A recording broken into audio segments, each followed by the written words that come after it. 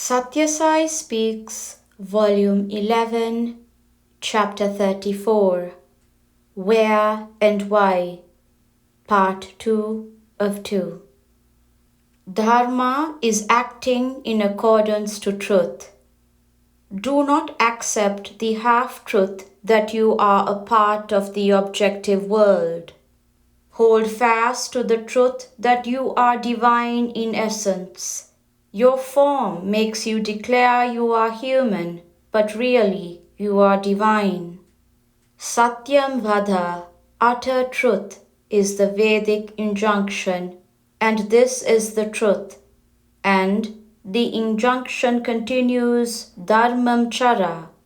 Dharma is acting according to the truth you have known. You have heard Pandits expounding most elaborately the axiom, Brahma Satyam Jagat Mithya.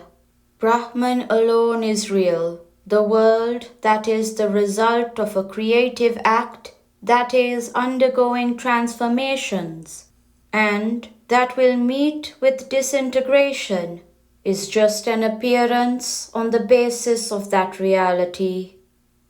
You might hear such discourses from Pandits and scholars from this platform too. But observe how tenaciously these very persons are attached to this illusory world. They voice the truth, but deny it by their deeds. Jagat Satyam they announce by their deeds. Brahma Mithya they appear to say when we watch their way of life. This is really a matter for merciless ridicule. Our organization must apply the touchstone of practice to any precept that the members might voice forth or profess. That is my desire. The organization has been established not for publicizing any person or creed, or to provide position for some ambitious individual, position from which they can exercise authority over others.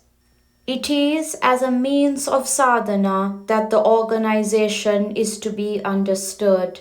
Take it in that attitude. Do not consider the rules as restrictions imposed by me or shackles on your freedom of action. They are devised to help you and others in the sadhana you have entered upon. Two guidelines peculiar to this organization you should not neglect. 1. Act and then advise. Practice first, precept second. Unless you yourself avoid the evil habits and the undesirable practices, don't talk against them. 2. The rules, regulations that we have laid down for the organization and its units have to be observed scrupulously down to the smallest dot and dash. If you miss a rule, the unit becomes weaker. Now, however, most of the units do not strictly follow these rules. They appear in the lists as samitis and units. But in actual working, they do not deserve the place. Consider work through the organization as your very process of living. That work is the food on which you live. If you miss a meal, you become weak. If you miss a rule, the unit becomes weaker. Not merely office bearers, but any one of the members, if they fail to observe any one of the rules and regulations, they are weakening the organization and bringing it into disrepute. Members together form the units. Its strength, its utility, its expansion, its efficacy all depend on disciplined obedience to rules. Faith in the discipline marked out by the rules is as the heart to the various limbs of the organization. Lack of discipline is the root cause of the disorder and discord that are undermining almost all the various types of association of men, from the simplest to the most complex. Besides these, there are certain matters I have to tell specially to the executives and the office bearers. Matters they have to implant in their hearts. Followers of all faiths can join our organization. There should be no opposition to their entry. On the other hand, they must be welcomed with sincerity and looked upon as brothers and sisters. No ill feeling should be allowed to sprout in your minds against, say, Pakistanis or Muslims or Americans as a consequence of the passing phases of history. Motivated by anger against someone, to injure and insult the innocent is bestial behavior. No one connected with our organization should participate in or encourage such reprehensible behavior. You must respect every individual who resides in Bharat as a Bharatiya and love every such person. This is an organization dedicated to the promotion of universal love.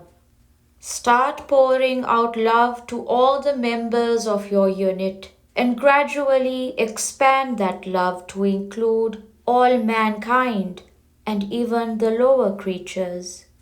It is an insane idea to perform worship of God as if He is distinct and different from creation. Do not believe that God will be pleased if He is so marked out, separated, and set apart. Carry on the activities without any trace of negligence. Love the God that is in all men, worship Him, offer Him what you can, dedicate to Him the Ananda that you have. Do your daily duty with the Ananda you fill your worship with.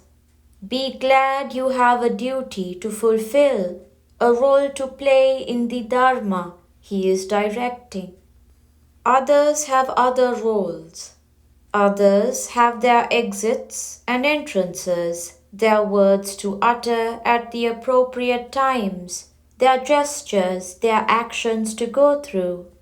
They are as earnest in their roles as you are in yours. Don't try to impose your roles on them. Office bearers should resolve to carry on the activities of their units on the lines laid down without trace of negligence. From now, the usual practice of meeting once a year in conference, passing a few resolutions with great furor, and casting them aside that very day, will not be of any avail. Only those units of the organization that are authentic, wherein the office bearers practice and experience spiritual ananda through adherence to the lines laid down here. The rest are mere nominal.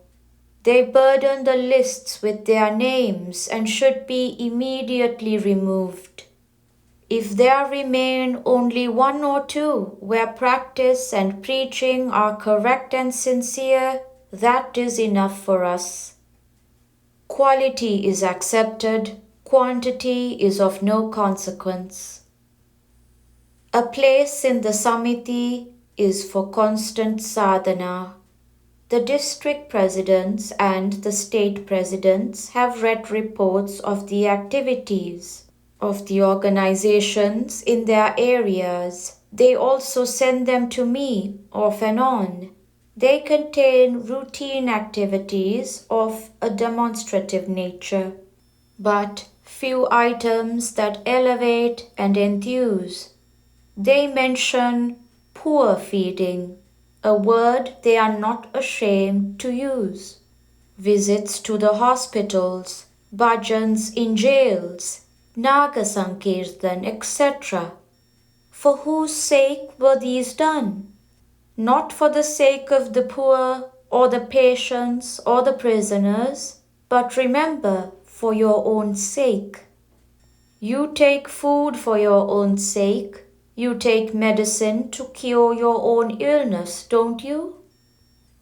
You serve for the sake of deriving Ananda, for the sake of realizing your kinship with others, for approaching nearer and nearer to God, who is in all, for your own mental and spiritual health and efficiency. Be convinced of that. You join the Samitis, you share in its activities for your own sake, not for the sake of Sathya Sai or the Samiti started in that name. If you feel that you can earn fame or name or social status or some other type of gain by entering this organization, there is no place for you in it. This is a place for sadhana, constant, vigilant sadhana, spiritual striving. Those of you who have something specially important, some new and fruitful program that they have adopted and found beneficent, they may now come forward to report on them. Why use the little time that we can spare to listen to routine reports and common items, which are observed everywhere? We must now focus on investigating the reasons behind our inability to achieve the desired success. You are welcome to elucidate the problem with your own suggestions, for this is a gathering called together to develop Ananda and accord. Where have you failed and why? Think of these two problems. Then this conference shall pay special attention to two fields of activity, health and education. I desire that more attention must be paid by you in the coming year to these two fields of service. A sound body is the essential requisite for a sound mind, and a sound mind ensures a sound body. Health and education are intertwined fields. Engage your thoughts in these directions and make this gathering fruitful. End of part 2 of 2. Madras, December 22nd, 1971. You can bolt your doors and windows against thieves, but who can bolt the door against death?